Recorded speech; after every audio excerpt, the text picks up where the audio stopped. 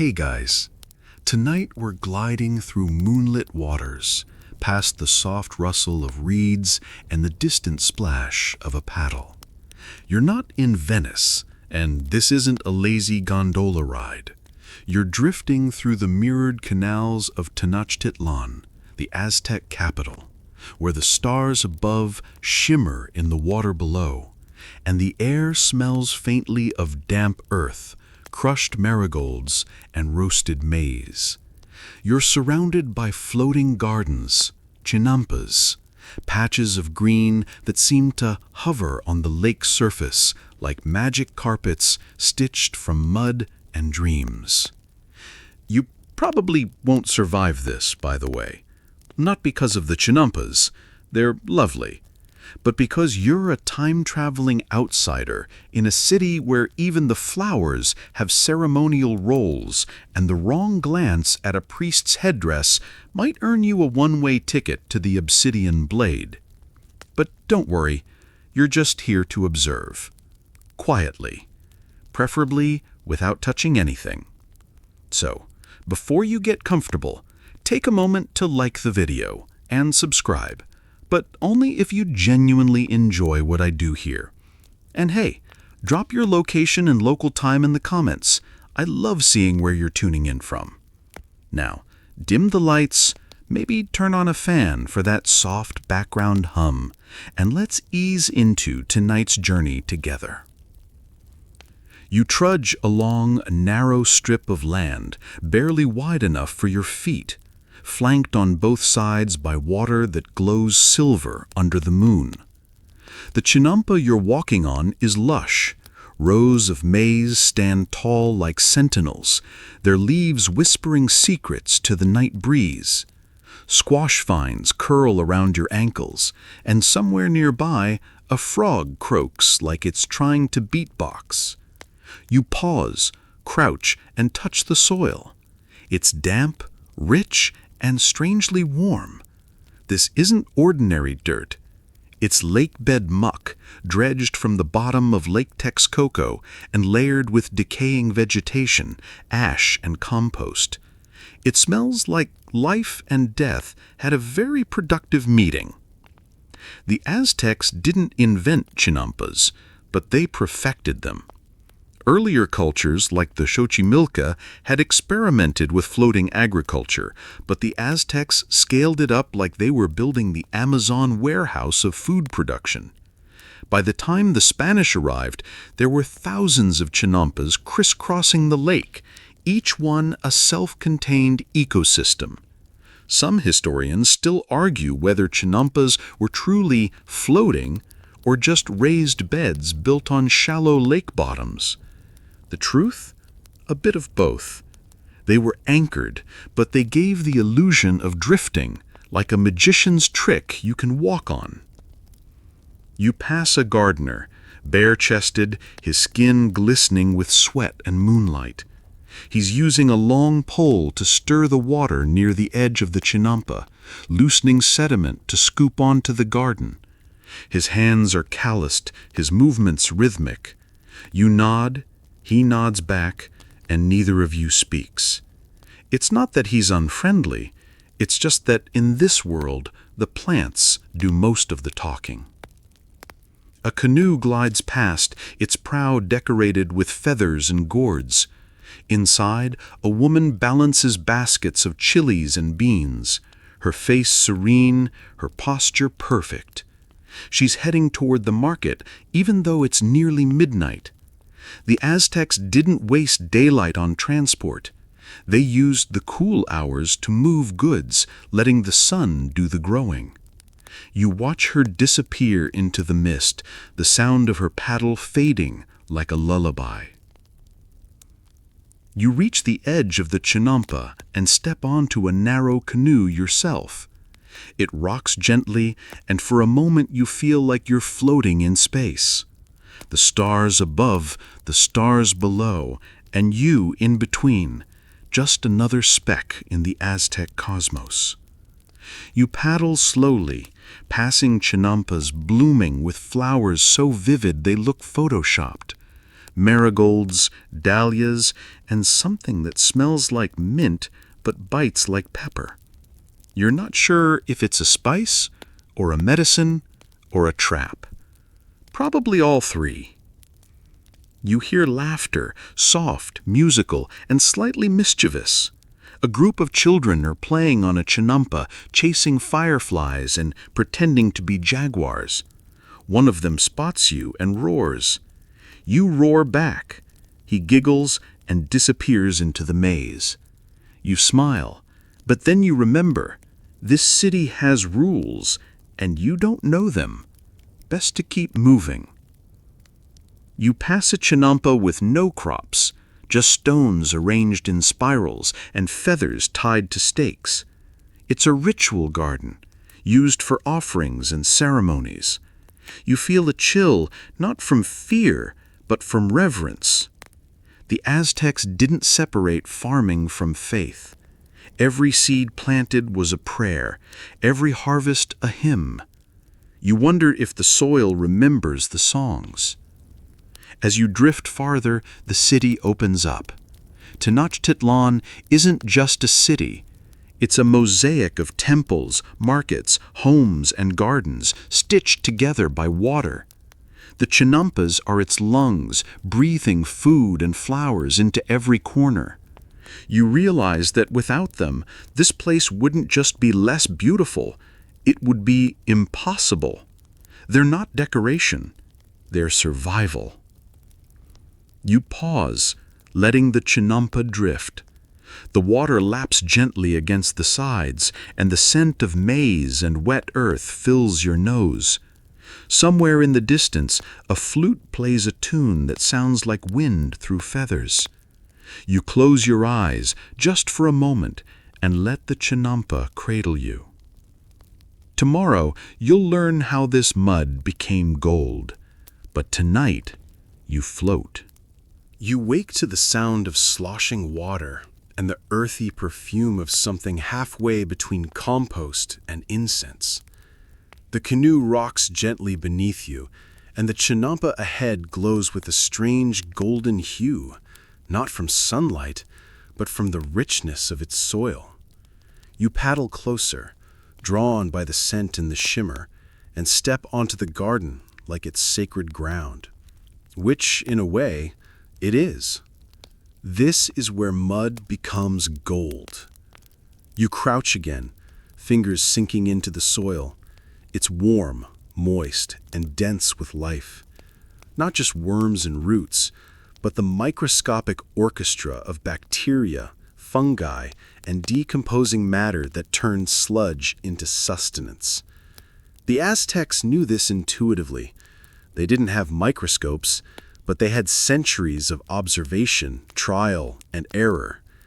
They dredged lake bed muck, called tlali, and layered it with rotting vegetation, kitchen scraps, and something you're not quite ready for: human waste. Yep, night soil. The polite term for what happens after a good meal and a long walk. The Aztecs didn't waste. They collected it, composted it, and used it to supercharge their chinampas. Even nobles contributed. Some historians still argue whether the emperor's waste was reserved for ceremonial gardens or just mixed in with the rest. Either way, you're standing on a royal blend. You watch a gardener scoop muck from the lake with a flat-bottomed basket, his arms moving in a practiced rhythm. He spreads it across the chinampa like frosting on a cake, then sprinkles crushed ash from last night's cooking fires. The ash neutralizes acidity, adds minerals, and gives the soil that soft, silken texture you felt earlier. It's a recipe, really. 1 part lake bed, 1 part rot, 1 part ash, and a dash of divine patience. You help stir a compost pile, and it's surprisingly satisfying. The heat rising from it is intense, like a sauna for microbes. You spot bits of maize husk, chili stems, feathers, and even a broken clay figurine. Everything gets recycled. Nothing is wasted. The pile smells like a forest after rain, earthy, rich, and oddly comforting. You're not sure if you're becoming one with the land or just losing your sense of smell. A woman nearby is mixing something into the soil that looks suspiciously like crushed insects. You ask her what it is, and she replies with a smile, "Fertilizer." You nod, pretending you knew that too. Turns out ground-up ants and beetles add nitrogen and help aerate the soil. It's like a protein shake for plants. You wonder if the maize tastes like bugs. Probably not. Hopefully not. You walk along the Chinampa, watching the soil glisten under the morning sun. It's dark, almost black, and so fertile it practically hums. The Aztecs could grow multiple crops here: maize, beans, squash, chilies, tomatoes, and amaranth. The soil retained moisture, resisted erosion, and regenerated faster than dry fields. Chinampas weren't just productive, they were regenerative, like nature's version of a self-cleaning oven, but with more frogs. You pause at a small shrine nestled between rows of maize. It's made of stone, feathers, and bones, and it honors Tlaloc, the rain god. Offerings of flowers and food sit at its base, and you realize something. This soil isn't just physical, it's spiritual. Every handful carries prayers, memories, and the promise of life. You feel a strange urge to whisper thanks. You do. The maize rustles in approval. A boy walks past carrying a basket of crushed eggshells. He dumps them into a trench and pats the soil like it's a sleeping dog. You ask him why eggshells, and he shrugs. Calcium. You nod again, pretending you knew that too. The Aztecs didn't have chemical fertilizers, but they had intuition, observation, and a deep respect for cycles. They knew that what dies feeds what lives. It's poetic, and slightly gross, but mostly poetic. You reach the edge of the Chinampa and look out over the lake. The water is calm, dotted with canoes and floating gardens. You realize something else. This system isn't just about soil. It's about balance. The lake provides muck, the muck feeds the plants feed the people, and the people return the favor, sometimes quite literally. It's a closed loop, elegant and efficient, like a symphony where every instrument is made of mud. You sit on a stone bench, watching the gardeners work. Their movements are slow, deliberate, and almost meditative. They don't rush. The soil doesn't rush. Everything here moves at the pace of growth. You feel your own heartbeat slow, syncing with the rhythm of the Chinampa. It's like the land is teaching you to breathe.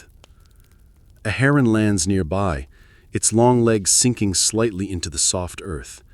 It stares at you, blinks, and then starts pecking at something invisible. You wonder if it's looking for bugs or just judging your outfit. Either way, it's part of the system. Birds, insects, amphibians, they all contribute. The Chinampa isn't just a garden, it's a living organism. You lie back staring at the sky. The clouds drift lazily and the sun warms your face. You think about the soil beneath you, how it was built, layer by layer from muck and memory. You think about the people who tended it, who understood it, who respected it. You think about how something so humble could be so powerful. Tomorrow, you'll step onto a Chinampa that isn't quite what it seems. But tonight, you rest on gold. You wake to a gentle rocking, like someone's cradling the earth beneath you. But the Chinampa you're lying on isn't moving. Or is it? You sit up, rub your eyes, and feel the ground shift ever so slightly beneath your weight. It's subtle, like standing on a waterbed that's pretending to be solid. You take a cautious step. The soil holds, but it gives just enough to make you question reality. Welcome to the floating illusion. You're not alone in your confusion. When the Spanish first saw Chinampas, They thought they were boats covered in dirt. Some even believed they were enchanted rafts drifting freely across the lake. Historians still argue whether the term floating is technically accurate. Chinampas aren't free-floating like lily pads. They're anchored to the lake bed with stakes and tree roots. But they do rise and fall with the water level, and they sway just enough to make you feel like you're walking on a dream. You kneel and dig your fingers into the edge of a chinampa. Beneath the topsoil is a woven mat of reeds and branches, layered like lasagna. This base floats on the shallow lake, held in place by willow stakes driven deep into the muck. The willows aren't just anchors, they're alive. Their roots grow into the chinampa, binding it together like nature's duct tape. You tug at one, and it doesn't budge. You're not going anywhere unless the willow says so. A gardener nearby laughs at your struggle. He's balancing on the chinampa like a tightrope walker, carrying a basket of squash blossoms. It floats, he says, but it doesn't drift.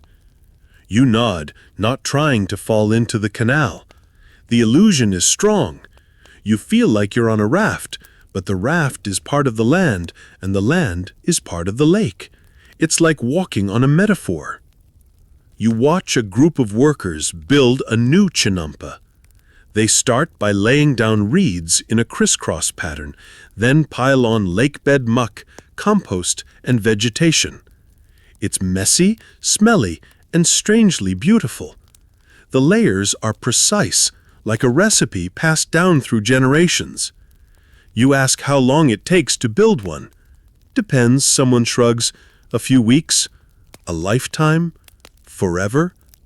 You're not sure if that's poetic or just evasive. You step onto a newly built chinampa and feel it wobble beneath you. It's not dangerous, just disorienting, like standing on a trampoline made of mud. You take a deep breath and walk slowly, letting your body adjust. The trick is to move with the chinampa, not against it. You're not conquering the land, you're collaborating with it. A child runs past you, barefoot and fearless. He leaps from one chinampa to another like a frog, laughing as the soil squishes beneath him. You try to follow and nearly fall into the canal. He giggles and offers you a hand. You take it, and together you hop across the floating gardens like it's a game. It is a game, and you're losing, but it's fun. You pause at a chinampa that's half submerged. The soil is soggy, the plants drooping. It's not abandoned, just recovering. Chinampas breathe with the lake. When water levels rise, they absorb it. When they fall, the chinampa settles. It's a living system, responsive and resilient. You watch a gardener poke holes in the soil to drain excess water. It's like acupuncture from mud. You sit on the edge of a chinampa, feet dangling in the canal. Fish swim by, nibbling at algae and discarded maize husks. You realize something. The illusion isn't just visual, it's sensory. The chinampa smells like earth, feels like sponge, and sounds like silence. It tricks your brain into thinking you're on solid ground, even as it moves beneath you. It's a gentle deception, and you're okay with that. You ask a gardener if chinampas ever float away. He laughs. Only in stories. He tells you about a legend where a chinampa broke free and drifted across the lake, carrying a sleeping priest and a basket of sacred flowers. When it landed, the flowers had bloomed into a new garden, and the priest claimed it was a gift from the gods. You ask if it's true. He shrugs. Maybe, maybe not, but it's a good story. You walk along a chinampa lined with stones. They're not for decoration, they're ballast. They help stabilize the garden, keep it from tipping. You notice that every chinampa has its own personality. Some are neat and orderly, with rows of maize like soldiers. Others are wild and tangled, bursting with flowers and vines. Some are quiet, some are noisy, some feel ancient, some feel new, but all of them float, sort of. You reach a chinampa that's covered in moss and mushrooms. It smells like rain and secrets. A woman is harvesting fungi with a curved blade, her movements slow and deliberate. You ask her why this chinampa feels different. She smiles. It's old. It remembers. You don't ask what it remembers. You just nod and keep walking. You pass a chinampa with a small hut made of reeds and clay.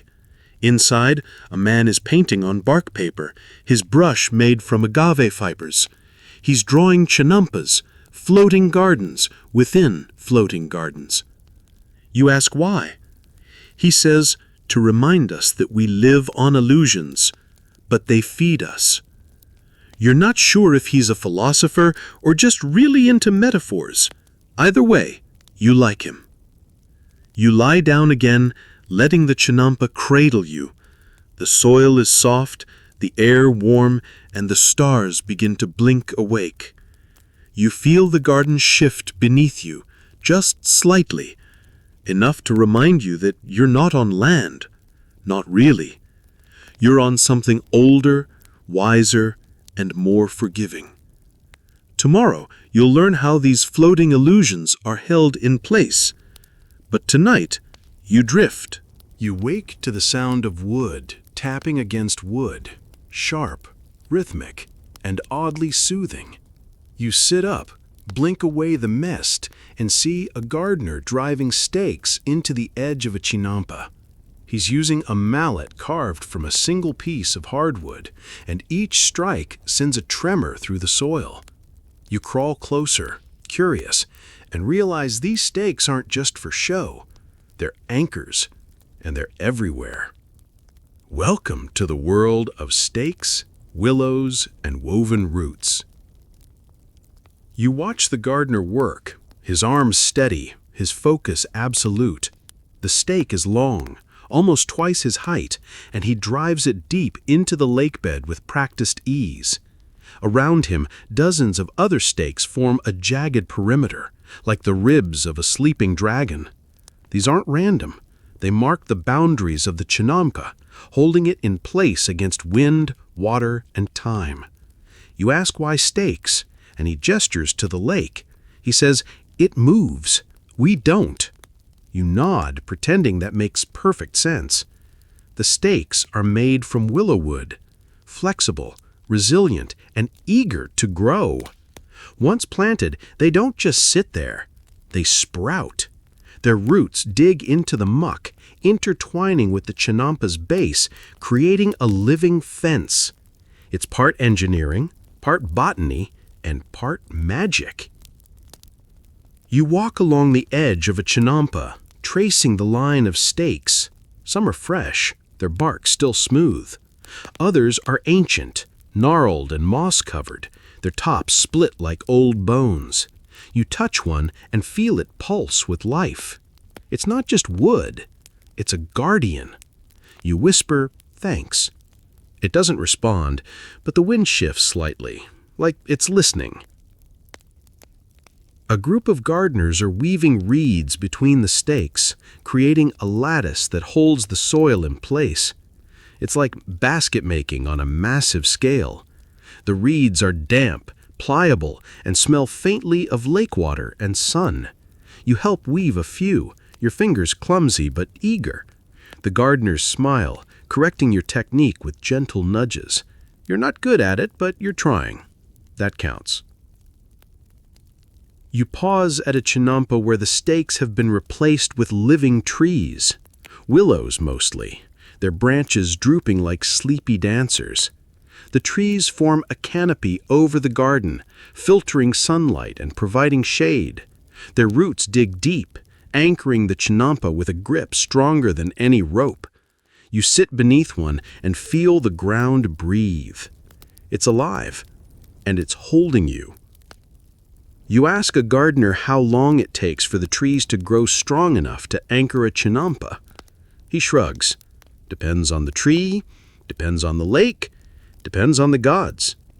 You nod, realizing that in this world, time isn't measured in hours or days. It's measured in seasons, cycles, and stories. You watch a young girl plant a willow sapling at the edge of a new chinampa. She pats the soil gently, whispers something to the tree, and walks away. You ask what she said. "A promise," someone replies. You don't ask what kind. You just smile and keep walking. You reach a chinampa that's being repaired. A recent storm tore some of the stakes loose and the soil has started to erode. The gardeners work quickly, replacing stakes, weaving reeds, and shoring up the edges with stones. It's like watching a surgical team operate on a patient made of mud. You offer to help, and they hand you a stake. You drive it into the ground, your arms shaking, your feet slipping. It's harder than it looks, but when it's done, you feel proud. You helped. A little. You sit on the edge of the chinampa, watching the water lap against the stakes. Fish dart between them, birds perch on top, and insects buzz in the reeds. It's not just a fence, it's a habitat. The stakes and trees create micro-ecosystems, attracting life and repelling erosion. You realize something. The chinampa isn't fighting nature, it's partnering with it. You ask a gardener if the stakes ever rot. He nods. Everything rots. That's the point. When a stake decays, it's replaced. When a tree dies, a new one is planted. The chinampa is a cycle, not a structure. It's meant to change, adapt, and renew. You find that comforting. Like knowing your favorite sweater will eventually unravel, but you'll knit another. You walk along a chinampa where the stakes have been carved with symbols, spirals, feathers, and jaguar paws. You ask what they mean. Protection, luck, memory. The stakes aren't just functional, they're ceremonial. Each one tells a story, marks a moment, honors a spirit. You touch one and feel a warmth that isn't from the sun. You lie down again, the willow branches swaying above you. The stakes creak gently in the water, and the reeds rustle like whispers. You feel safe, held, and slightly damp. The chinampa doesn't just float, it endures. Because of the stakes, because of the trees, because someone, long ago, decided that mud deserved a backbone. Tomorrow, you'll learn how the crops dance across these floating stages. But tonight, you rest in the arms of willows. You wake to the scent of chilies and squash, blossoms drifting on the breeze like a spicy lullaby. The chinampa beneath you is alive with color. Green maize stalks, golden squash flowers, deep red amaranth, and beans climbing like they've got somewhere urgent to be. You sit up, stretch, and realize you're in the middle of a performance. Not a play, not a ritual. This is crop choreography. You watch a gardener move through the rows like a dancer. His steps deliberate, his hands graceful. He's not just planting, he's composing. Each seed goes into the soil with intention, each plant spaced to complement its neighbor. This isn't random. It's a system, a rhythm, a dance. The Aztecs understood companion planting long before it had a name. Maize, beans, and squash, the three sisters, were grown together in perfect harmony. The maize grows tall, giving the beans something to climb. The beans fix nitrogen in the soil, feeding the maize and squash. The squash spreads wide, shading the ground and keeping weeds at bay. It's like a botanical boy band, each member playing their part. You crouch beside a bean plant and watch it curl around a maize stalk like it's in love. The soil is rich, the air humid, and the plants seem to hum with energy. You ask a gardener how he knows where to plant each crop. He taps his chest. I feel it. You nod, pretending you feel it too. You don't, but you're trying. You walk along a chinampa where chilies grow in neat rows, their red fruits gleaming like rubies. The gardener here is older, his hands stained with soil and spice. He tells you that chilies are planted after the maize, once the sun is strong and the soil warm. They like drama, he says. You laugh, but he's serious. Chilies are temperamental. They need heat, space, and attention, like cats or emperors. You pass a chinampa where tomatoes grow alongside herbs, cilantro, epazote, and something that smells like lemon but bites like garlic. The gardener here is humming a tune, her fingers moving like she's braiding the earth. You ask why the herbs are mixed in. She says flavor and protection. Some herbs repel pests, others attract pollinators. Some just make the tomatoes taste better. You nod, wondering if her grocery store knows any of this. You reach a chinampa that's resting. No crops, just cover plants, clover, vetch, and wildflowers. You ask why it's empty. It's sleeping, someone says. Chinampas aren't pushed to exhaustion. They're rotated, rested, and renewed. The Aztecs knew that soil needed breaks, just like people. You lie down beside the wildflowers and feel the land exhale. A boy walks past carrying a basket of seeds. He's sorting them by color, shape, and size. You ask what he's planting. Amaranth, he says, for strength.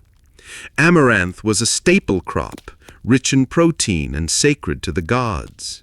It was used in rituals, food, and even sculptures. You ask if it's hard to grow. He shrugs. It listens. You're not sure what that means, but you like it. You watch a gardener dig a trench and fill it with water. He's creating a micro-irrigation system, guiding moisture to thirsty roots. The water flows slowly, silently, like it knows where it's needed. You ask how he learned this. My grandmother, he says. She learned from hers. You nod, feeling the weight of generations in every drop. You pass a chinampa where squash vines have taken over. They sprawl across the soil, climb the stakes, and dangle from willow branches like jungle gym champions. The gardener here is laughing, trying to tame the chaos. He says they're greedy, but generous. Squash provides food, shade, and compost. It's messy, but it gives back. You reach a chinampa where maize is being harvested. The stalks are tall, the ears plump, and the air smells like popcorn and possibility. The gardeners move quickly, stripping the ears, bundling the stalks, and singing as they work. You ask why they sing.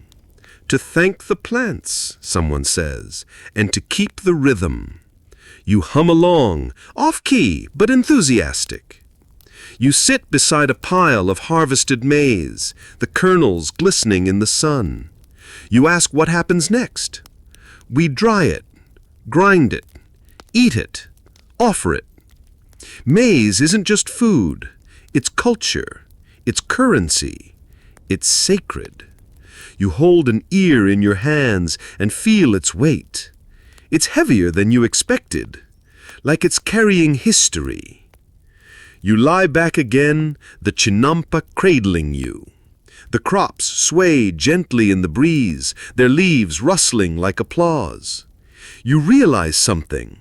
This isn't just farming, it's choreography. Each plant has a role, a rhythm, a reason.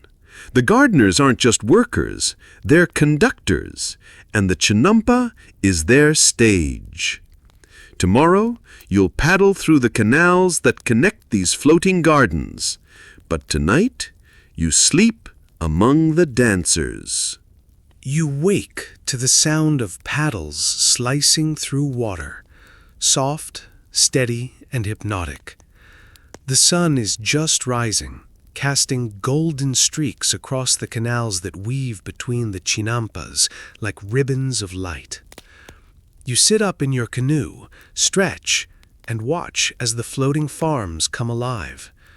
Gardeners load baskets of maize, chilies, squash, and flowers into canoes, their movements fluid and practiced. You're about to join them. Welcome to the waterways as highways.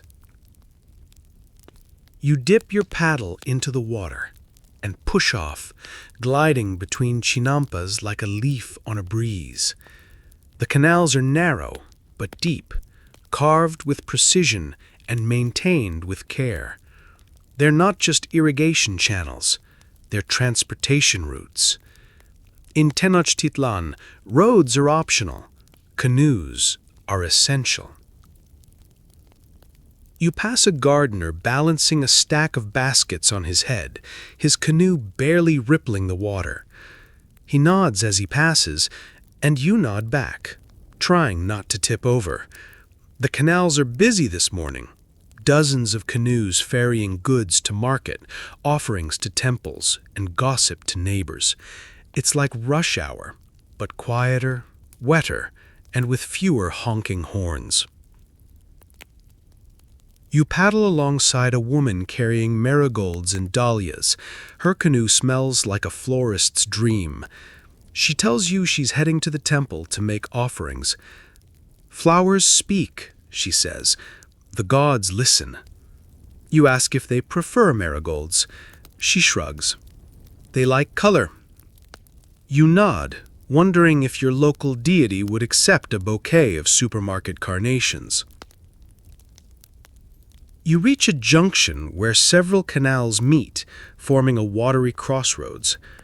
Gardeners pause, exchange greetings, and adjust their loads.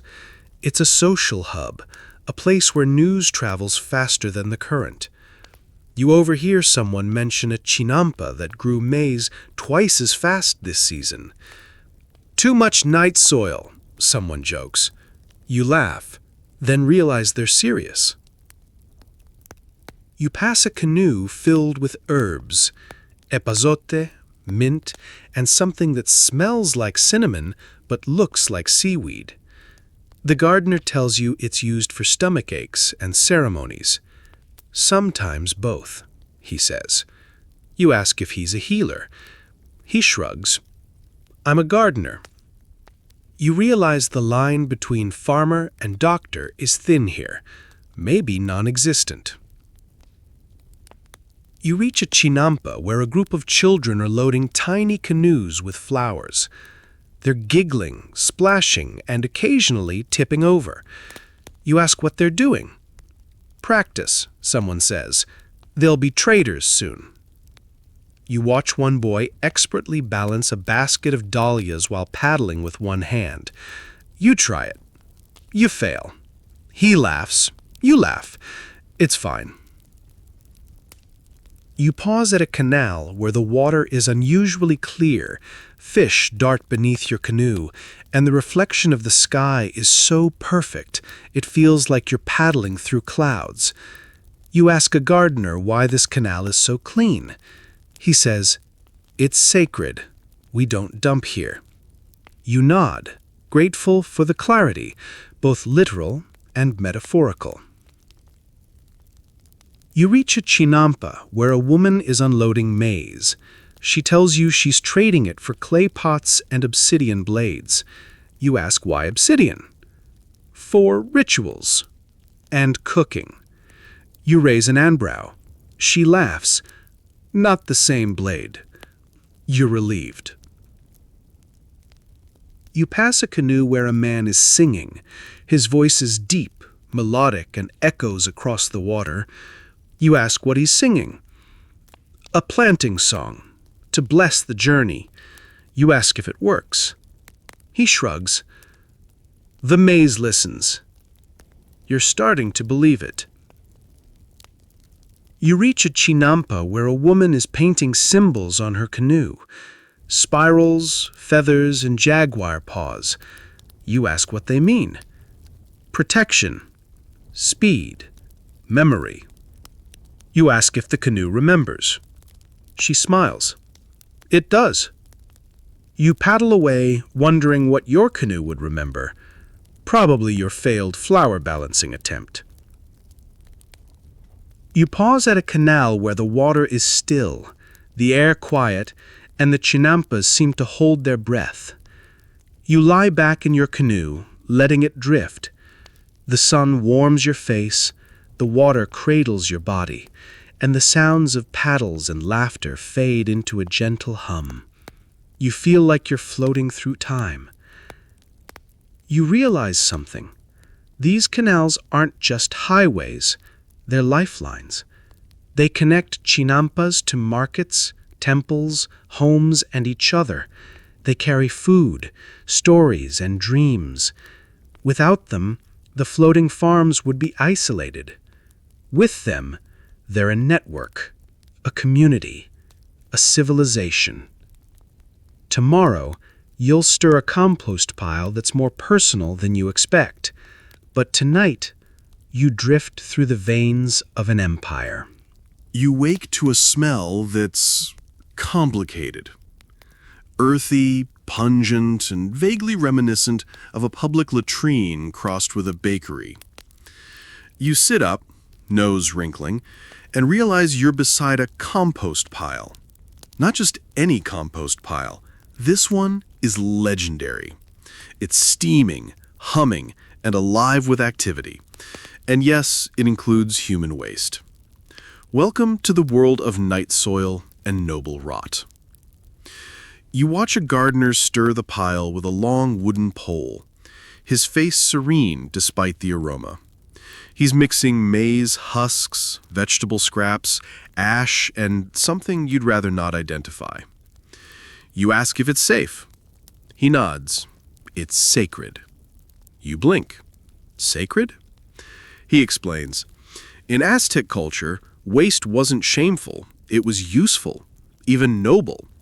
The cycle of life included the cycle of digestion. What went in, came out, and what came out went back in. Eventually. You help stir the pile, trying not to breathe too deeply. The heat rising from it is intense, like a sauna built by raccoons. The gardener tells you the warmth is a sign of good decomposition. The pile is cooking, he says. The soil will feast. You nod, pretending you're not gagging. It's fine. You're learning. You ask where the human waste comes from.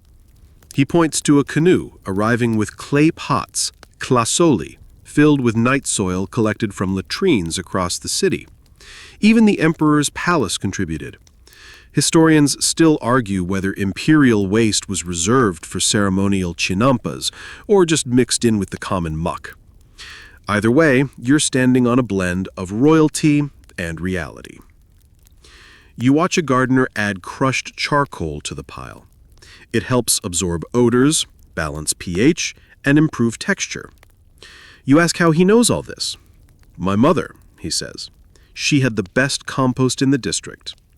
You nod, impressed. Composting here isn't just science, it's family tradition.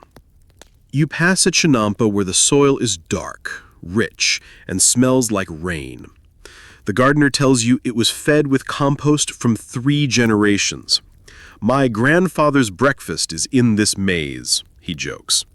You laugh, then realize he's not entirely kidding. The cycle is real and slightly unsettling. You reach a chinampa where the compost is being covered with woven mats. The gardener explains it's to keep animals out and moisture in. You ask what kind of animals? Coyotes and priests. You raise your eyebrow.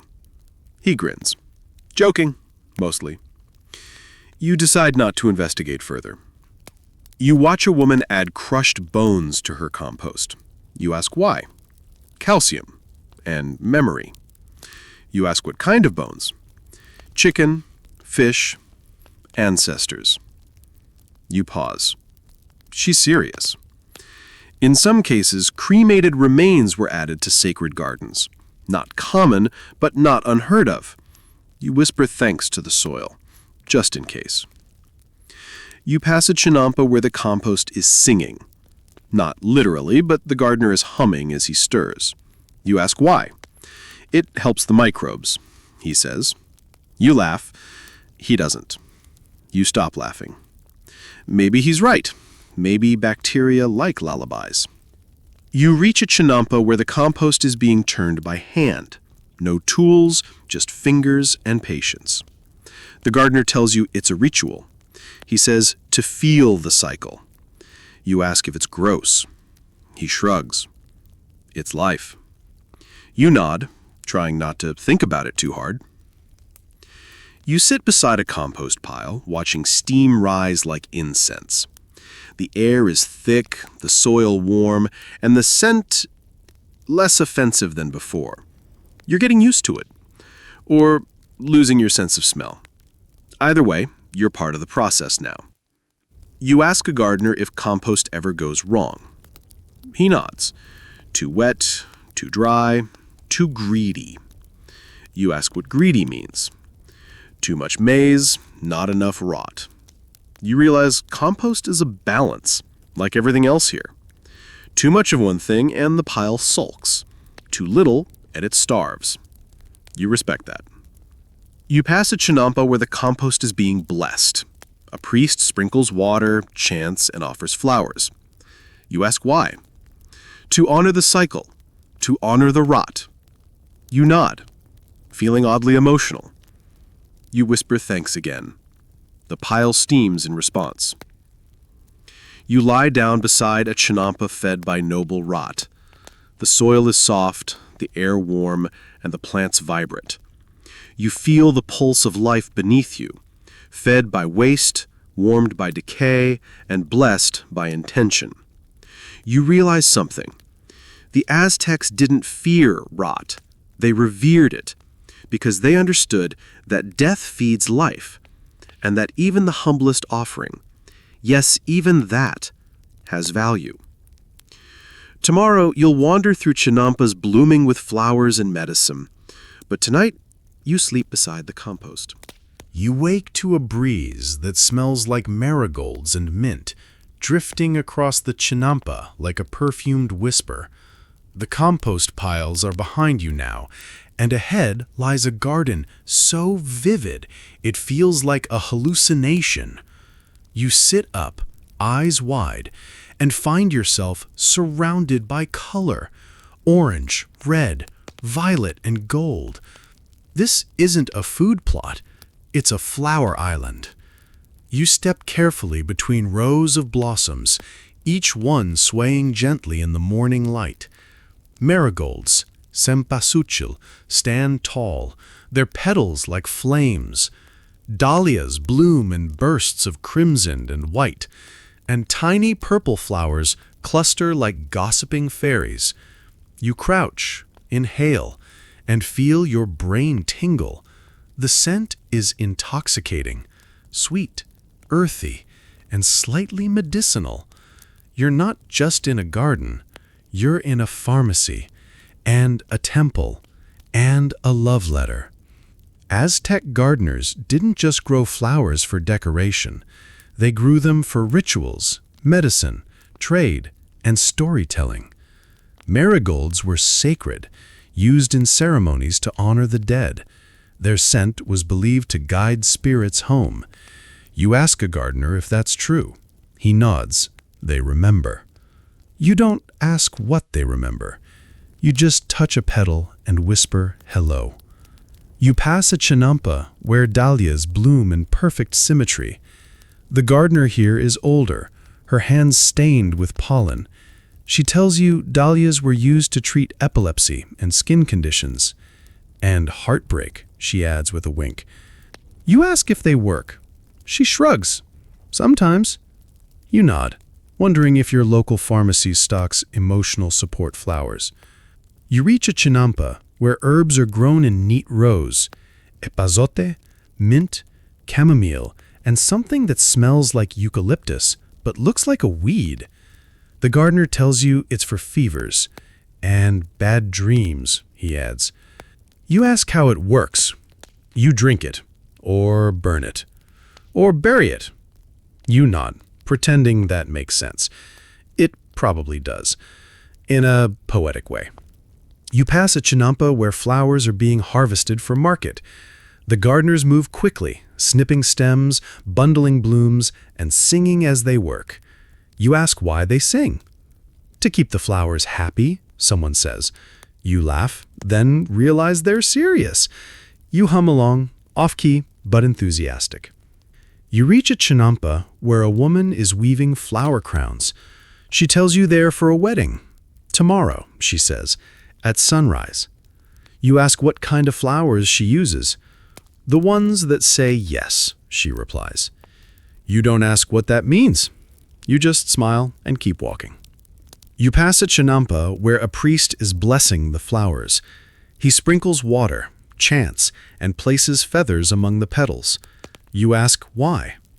To honor Xochiquetzal, he says, goddess of beauty, love, and fertility.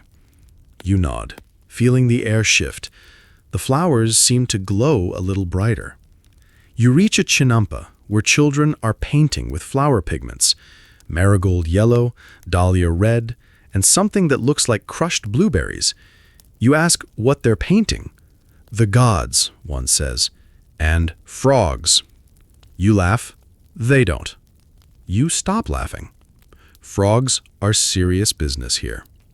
You sit beside a chinampa blooming with wildflowers. The colors blur, the scents mingle, and the breeze carries whispers.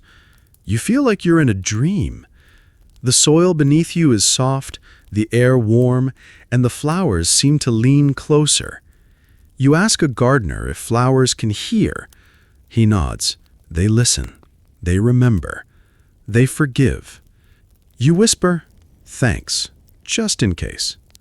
You pass a chinampa where medicinal herbs are being dried.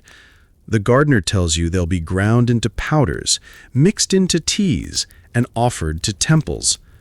You ask if they cure everything. He shrugs. Almost. You ask what they can't cure. He says, greed. You nod, feeling that one in your bones. You reach a chinampa where flowers are planted in spirals.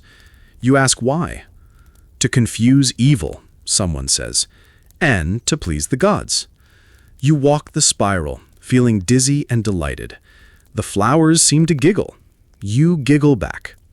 You lie down among the marigolds, their petals brushing your skin like soft confetti. The sun warms your face, the breeze tickles your nose, and the scent of blossoms fills your lungs. You feel light, fragrant, and slightly floral. You realize something. The Aztecs didn't just grow food. They grew beauty and medicine and memory. Tomorrow, you'll listen to the buzz of bugs and birds that keep these gardens alive. But tonight, you sleep in a bed of petals. You wake to a sound that's part hum, part chirp, part tiny wing beat. It's not annoying, it's musical. You sit up, blinking at the morning light, and realize you're surrounded by motion.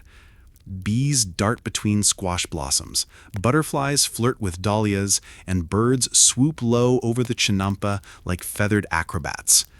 You're in the middle of a pollinator party. Welcome to birds, bugs, and borrowed bees. You watch a hummingbird hover near a marigold, its wings a blur, its beak precise. It drinks, pauses, and zips away like it's late for a meeting.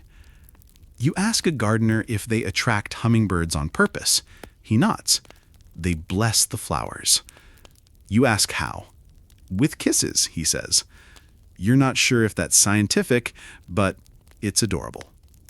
You pass a chinampa where bees are buzzing in organized chaos. The gardener here has set up hollow logs and clay pots, primitive hives designed to house stingless bees. You ask if they make honey. A little, he says. But they make life.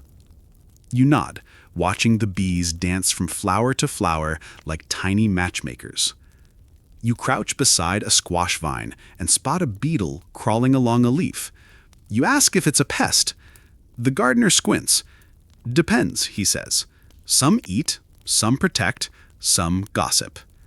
You laugh. He doesn't. You stop laughing. Again. Turns out, Aztec gardeners knew their insects well. They encouraged beneficial bugs, ladybugs, beetles, and certain ants, and discouraged the destructive ones with clever tricks. You reach a chinampa where chili plants are surrounded by marigolds. You ask why. To confuse the bad bugs, someone says. Marigolds release a scent that repels nematodes and aphids. It's like botanical bug spray, but prettier. You sniff a marigold. It smells like citrus and secrets. You pass a chinampa where a gardener is sprinkling crushed chili powder around the base of his maze. You ask why. To keep the rabbits away, he says. You ask if it works. He shrugs. They cry, then they leave. You nod, imagining a rabbit with watery eyes and a broken heart. You watch a woman hang feathers from willow branches. You ask what they're for. Birds, she says. They like shiny things. You ask if that's good.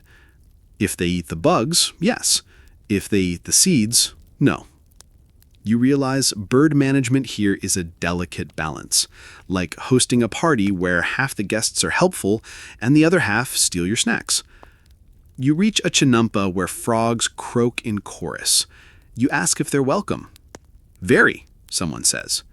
Frogs eat mosquitoes, and their presence signals healthy water. You crouch beside one and whisper thanks. It blinks slowly, unimpressed. You take the hint and move on. You pass a chinampa where butterflies cluster on a patch of wildflowers. Their wings shimmer in the sun, and the air feels lighter. You ask a gardener if butterflies help. She reminds us, she says, that beauty works. You nod, watching a monarch land on your sleeve. You whisper hello. It flutters away, probably judging your fashion choices. You reach a chinampa where a gardener is planting herbs known to attract bees. Basil, thyme, and something that smells like licorice. You ask why.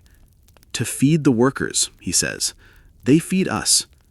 You realize pollinators aren't just visitors, they're partners. Without them, the chinampas would be silent. You sit beside a patch of mint, watching the insects buzz and flit.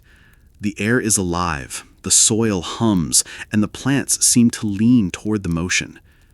You ask a gardener if the bugs ever get overwhelming. He nods. Sometimes. But we listen.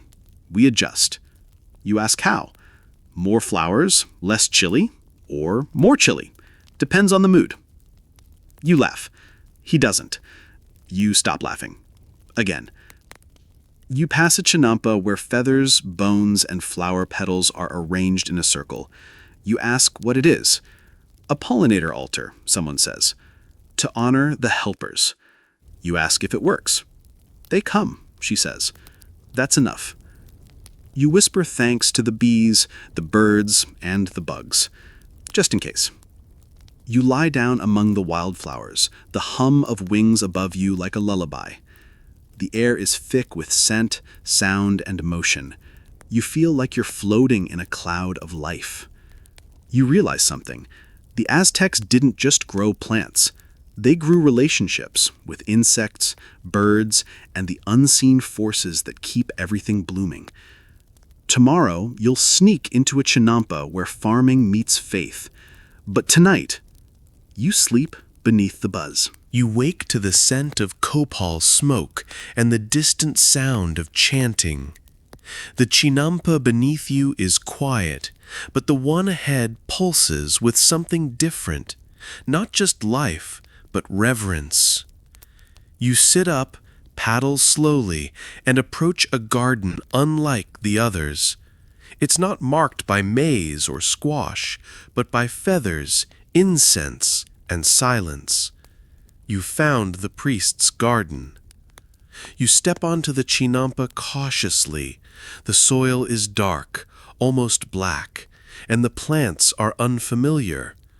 Tall stalks with silver leaves, flowers that bloom in spirals, and herbs that smell like rain and memory.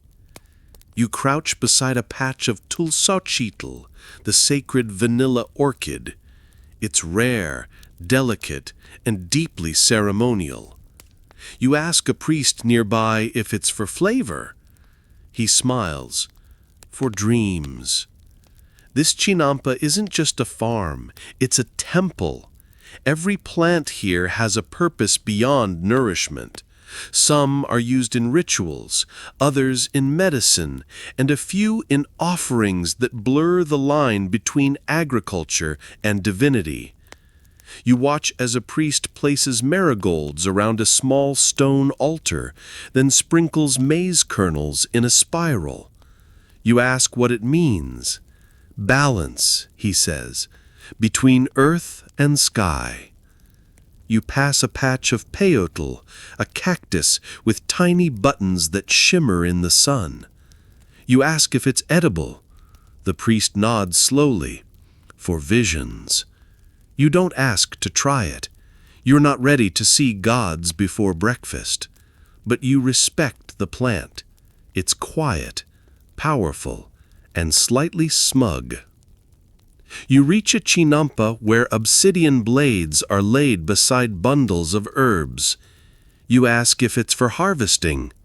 And healing, someone says. The blades are used to cut, yes, but also to cleanse. In Aztec rituals, obsidian was sacred, believed to hold the power of the underworld. You touch one and feel a chill. It's sharp and ancient. You watch a priest grind herbs into a paste, then smear it onto a stone figure.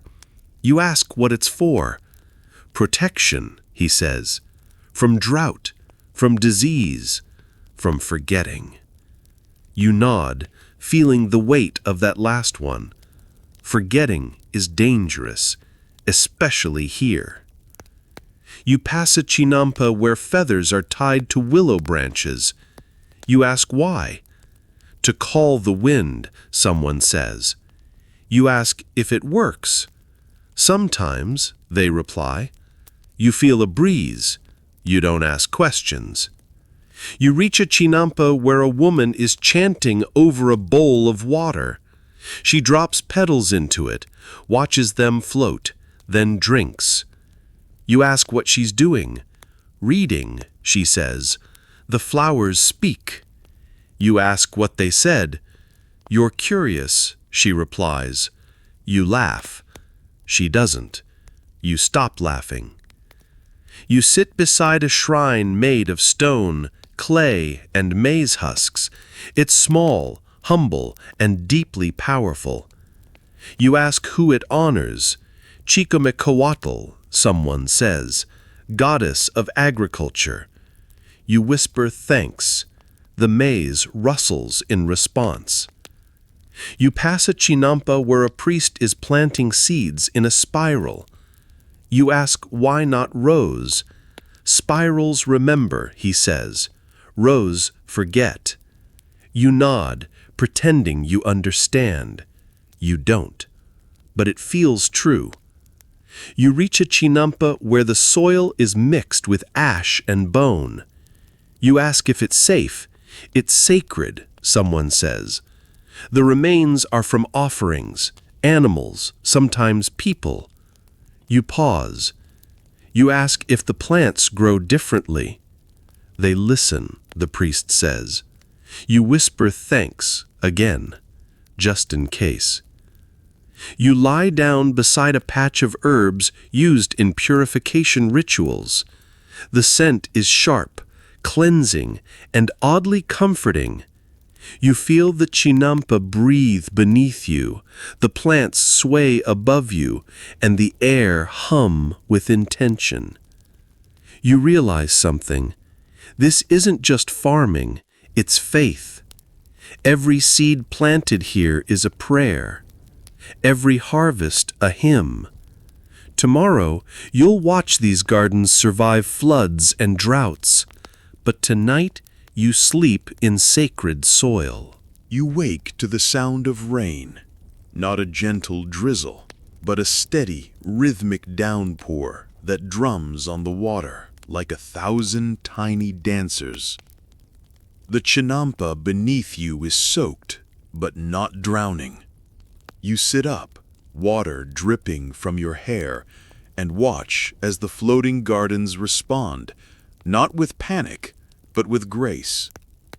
Welcome to floods, droughts, and floating resilience. You paddle through the canals, now wider and deeper than yesterday. The water level has risen, swallowing the edges of some chinampas, but the gardens hold.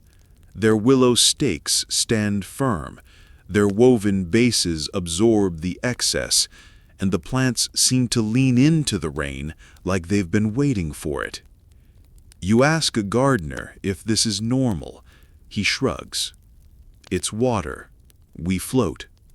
You reach a chinampa where maize stands tall despite the soggy soil. The gardener here is digging small trenches to guide the water away from the roots. You ask if he's worried. Only if it stops, he says. You laugh. He doesn't. You stop laughing. Again. Aztec gardeners designed chinampas to survive extremes. During floods, the raised beds stayed above water, anchored by stakes and trees. During droughts, the canals provided moisture, and the soil retained it like a sponge. You crouch and touch the earth. It's damp but firm, resilient, like a good friend who always shows up. You pass a chinampa where the water has breached the edges. The gardener is reinforcing it with stones and reeds, his movements quick but calm. You ask if it'll hold. It always does, until it doesn't. You nod, appreciating the honesty. You reach a chinampa where the plants are wilting, not from too much water, but too little. The drought came last season, and the soil is still recovering. The gardener here is using a clay pot with a tiny hole to drip water slowly into the roots. You ask if it works. It's patient, like the plants. You nod, watching the droplets fall like promises. You pass a chinampa where the willow trees are blooming. Their roots dig deep, their branches sway, and their presence stabilizes the garden. You ask a gardener if the trees help during floods. He says, they drink, and they hold. You whisper thanks to the willows. They don't respond, but the wind shifts. You reach a chinampa where the soil is cracked, dry, and stubborn. The gardener is mixing lake-bed muck into it, trying to revive its spirit. You ask if it's working. Slowly, he says. Everything is slow now. You sit beside him, watching the soil soften. It's like watching someone forgive. You pass a chinampa where the plants are thriving despite the weather. You ask the gardener how. He says, luck and compost. You laugh. He laughs. You both laugh. It's a good moment. You reach a chinampa where the gardener is planting maize in raised mounds. You ask why. He says, to keep the roots dry and to honor the old ways. You ask if the old ways still work. He nods. When we remember them, you whisper, thanks, to memory. You pass a chinampa where the gardener is using a reed mat to shade the soil. You ask why. She says, to keep it cool. The sun is greedy. You nod, feeling the heat on your skin. The mat rustles like a lullaby. You reach a chinampa where the gardener is praying, not loudly, just a whisper to the rain, the soil, and the plants. You ask what she's saying. "Stay," she replies. You don't ask who she's talking to. You just sit beside her and listen. You lie down on a chinampa that survived both flood and drought. The soil is soft, the air damp, and the plants sway gently. You feel the resilience beneath you, not just in the earth, but in the people who tend it. You realize something. Chinampas aren't just floating gardens. They're floating hope, built to bend, not break, to absorb, not resist, to endure. Tomorrow, you'll see how these gardens fed an empire, but tonight, you sleep in survival. You wake to the scent of roasted maize and the distant hum of a marketplace. The chinampa beneath you is quiet, but the city beyond is stirring. You sit up, stretch, and paddle toward the heart of Tenochtitlan, where the floating farms have done more than survive. They've fed millions. Welcome to the empire's edible engine. You glide through the canals, passing chinampas bursting with crops. Maize stands tall, beans climb like eager children, squash sprawls like it owns the place. You ask a gardener how much food one chinampa produces. He grins. Enough for a family, enough for a feast. You nod, impressed and hungry. The Aztecs didn't just grow food, they engineered abundance. Chinampas could yield up to 7 harvests a year, thanks to their fertile soil, constant moisture, and clever crop rotation. You crouch beside a patch of amaranth, its red stalks glowing in the sun. It's rich in protein, sacred to the gods, and surprisingly tasty. You ask if it's still eaten. "Every day," someone says. You nod, wondering why your cereal aisle doesn't look like this. You reach a chinampa where maize is being harvested. The gardeners move quickly, stripping ears, bundling stalks, and singing as they work. You ask why they sing. "To thank the plants," someone says, "and to keep the rhythm." You hum along, off-key but enthusiastic. You pass a chinampa where chilies are drying in the sun, red, green, yellow, and something that looks like it could start a fire just by being stared at. You ask if they're all edible. "If you're brave," someone says. You decide to admire from a distance. You reach a chinampa where tomatoes and herbs are being bundled for market. You ask what they'll trade for. "Salt, fish, obsidian," someone says. You ask if it's a good deal. "If the tomatoes are sweet," he replies. You nod, realizing flavor is currency. You pass a chinampa where squash blossoms are being picked for a festival. You ask what kind of festival. Food and dancing. You ask if you're invited. If you bring flowers, you pluck one and smile. You're in. You reach a chinampa where the gardener is counting maize kernels. You ask why. "To measure the season and to honor the gods." You ask if the gods like maize. He nods. "They are maize." You whisper thanks to the kernels. They glisten in response. You pass a chinampa where a woman is grinding maize into dough. You ask what she's making. "Tamales, for the temple." You ask if you can try one. She hands you a steaming bundle wrapped in leaves. You bite. It's warm, spicy, and perfect. You cry a little. She nods. Good maize does that. You reach a chinampa where the gardener is planting beans beside maize. You ask why. "They're friends," he says. "They help each other." You nod, watching the vines curl around the stalks like a hug. You whisper thanks to friendship.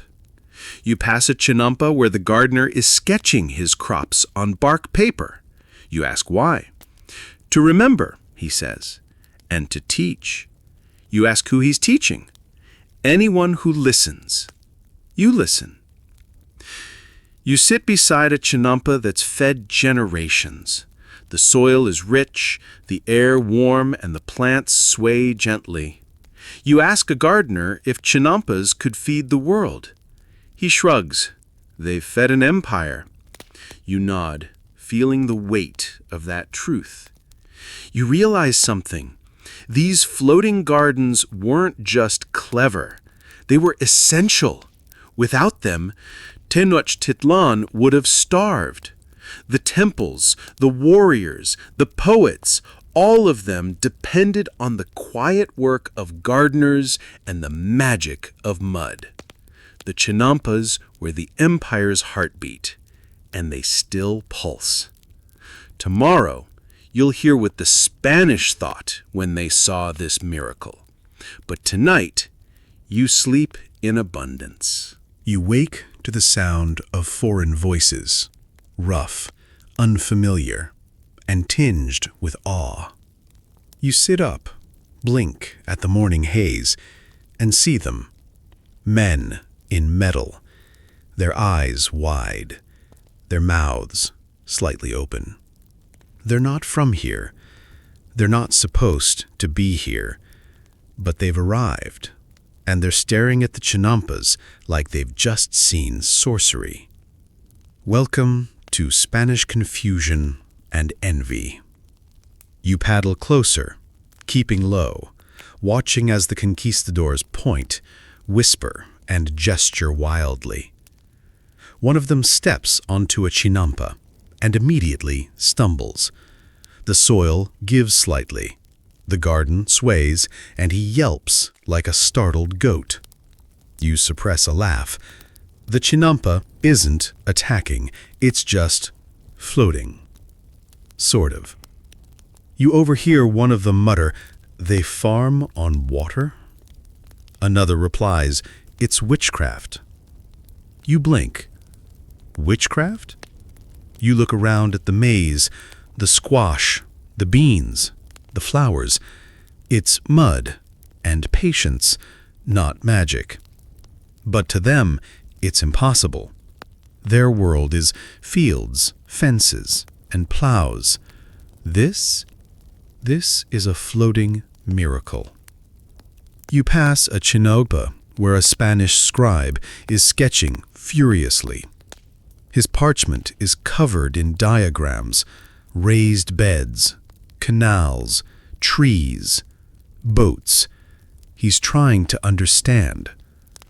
You ask a gardener what he's doing.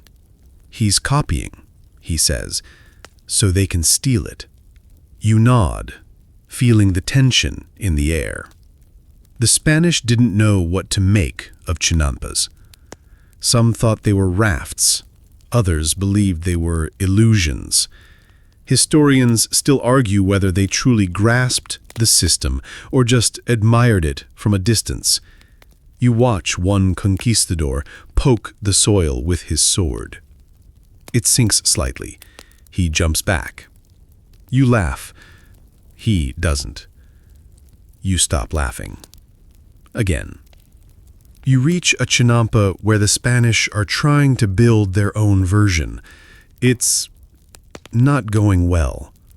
The soil is too dry, the stakes too short, and the plants look like they're reconsidering their life choices. You ask a gardener what's wrong. They don't listen. To the lake, to the plants, to the wind. You nod. Listening is everything. You pass a chinampa where the Spanish noble is offering coins for flowers. The gardener refuses. You ask why. They're not for sale, she says. They're for the gods. You whisper thanks to the flowers. They shimmer in response. You reach a chinampa where the Spanish are trying to measure everything: length, width, depth, yield. You ask what they're looking for. Control, someone says. They want to own what they don't understand. You nod, watching them scribble numbers that won't explain the soul of the soil. You pass a chinampa where a Spanish artist is painting the scene. His brush moves quickly, capturing the colors, the light, the water. You ask if he understands. No, he says, but it's beautiful. You smile. That's enough. You sit beside a chinampa that's been untouched by the Spanish. The soil is rich, the plants sway, and the air hums with quiet defiance. You ask a gardener if he's worried. He shrugs. They'll take what they can, but the lake remembers. You whisper thanks to memory. You realize something. The Spanish saw chinampas and didn't know whether to admire, fear, or copy them. They called them sorcery, miracles, illusions, but they were just gardens, floating, anchored, alive, built by hands that listened to the land. Tomorrow, you'll feel the weight of time as these gardens begin to fade.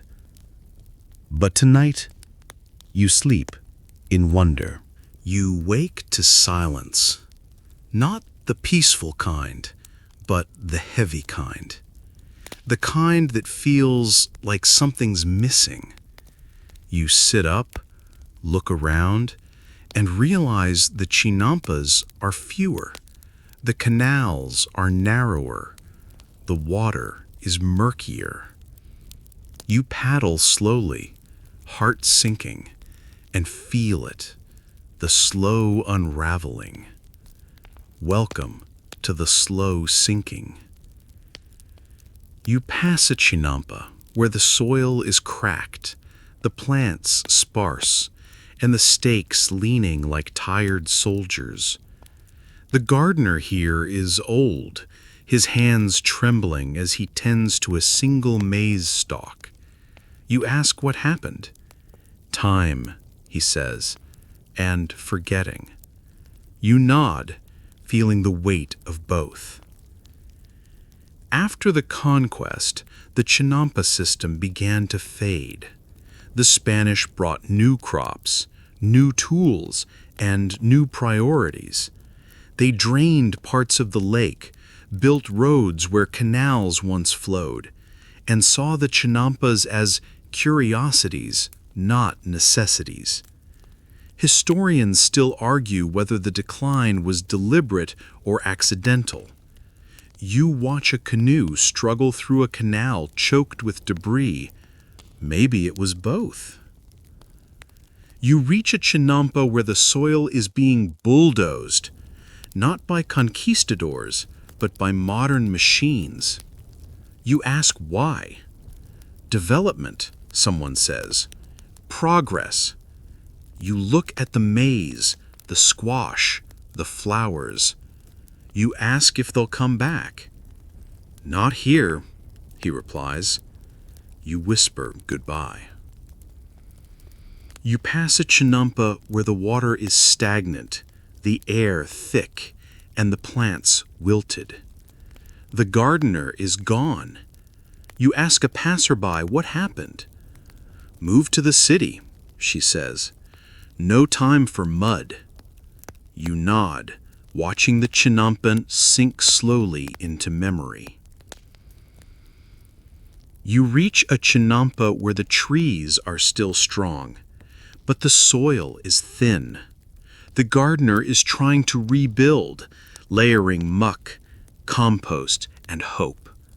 You ask if it's working. A little, he says. Enough. You smile. Enough is something.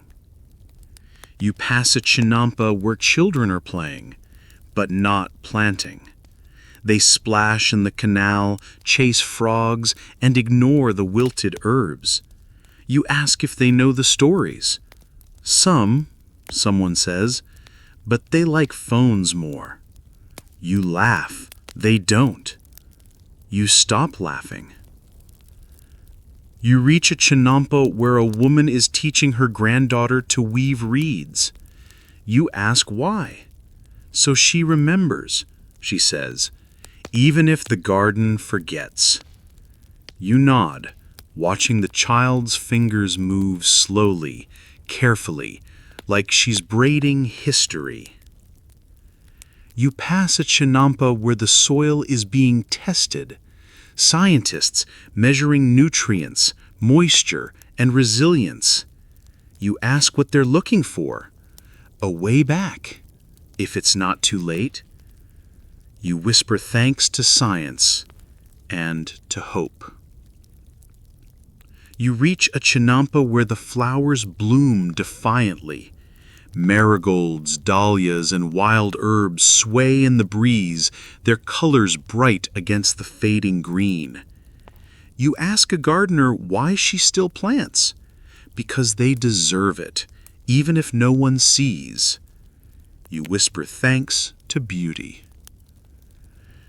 You sit beside a chinampa that's half submerged. The water laps gently, the soil crumbles, and the plants lean toward the sun. You ask if it'll survive. Maybe, someone says, if we listen. You nod, remembering all the times you didn't. You realize something. Chinampas didn't vanish overnight. They sank slowly, under water, under concrete, under forgetfulness. But they're not gone. Not entirely. They linger in stories, in soil, in stubborn stalks of maize that refuse to die. Tomorrow you'll drift through the last echo of this world, but tonight you sleep in remembrance. You wake to music, soft, lilting, and carried on the breeze. It's not Aztec chanting, but something newer. A guitar strums gently, a voice hums a tune, and the air smells like tortillas and nostalgia. You sit up, blink at the morning mist, and realize you're not in ancient Tenochtitlan anymore. You're in Xochimilco. Welcome to Echoes in Xochimilco. You paddle through the canals, now wider and lined with painted boats, trajineras, decked in bright colors and names like Lupita, Amor, and Reina. Tourists laugh, couples dance, and mariachi bands play songs that make the flowers sway. It's festive, it's loud, it's alive. But beneath it all, the chinampas still whisper. You pass a chinampa where maize still grows, tall and proud. The gardener is young, wearing jeans and a baseball cap, but his hands move like his ancestors. You ask if he knows the old ways. He says, some, enough to keep it breathing. You nod, watching him plant with care. You reach a chinampa where herbs and flowers bloom in spirals. A woman is harvesting epazote and mint, her basket woven from reeds. You ask if she sells them, to heal and to remember. You whisper thanks to the leaves. You pass a chinampa where school children are learning to compost. They giggle, wrinkle their noses, and ask questions. You ask the teacher why she brought them here. So they know, she says, before it's gone. You nod, feeling the urgency. You reach a chinampa where artists paint murals of maize gods and floating gardens. You ask why? To honor, one says, to resist. You watch as a jaguar spirit takes shape in bold strokes and bright colors. You whisper thanks to art. You pass a chinampa where a man is restoring the soil, layering muck, compost, and crushed eggshells. You ask if it's working. Slowly, but it listens. You smile. Listening is everything. You reach a chinampa where marigolds bloom in wild abundance. A woman is tying them into bundles for Dia de los Muertos. You ask if she believes the spirits come.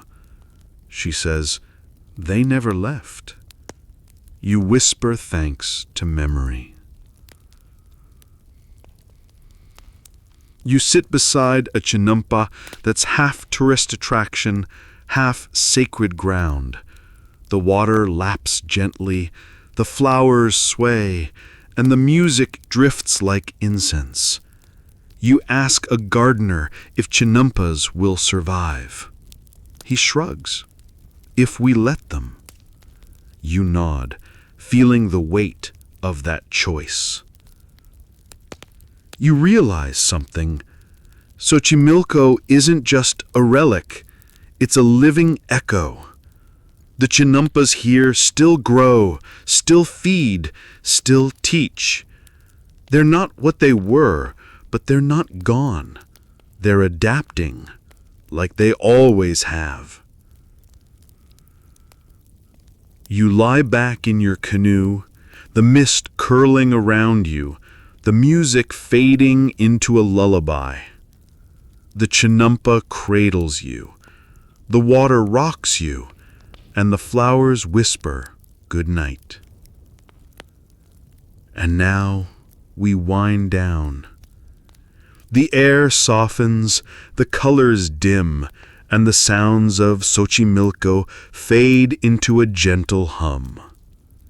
You feel the canoe beneath you, steady and warm, like a memory that refuses to sink. The chinampas stretch out around you, some blooming, some sleeping, all waiting. You breathe slowly, deeply, letting the scent of marigolds and mint fill your lungs. The stars begin to blink awake above the water, and the moon casts a silver path across the canal. You follow it with your eyes, tracing the line between past and present. The gardeners are quiet now, their tools set aside, their hands resting. The soil sleeps, the water listens, and you, floating gently in the cradle of history, feel the pulse of a world that once fed an empire and still feeds dreams. Let your breath slow. Let your thoughts drift. Let the chinampa hold you. Sweet dreams.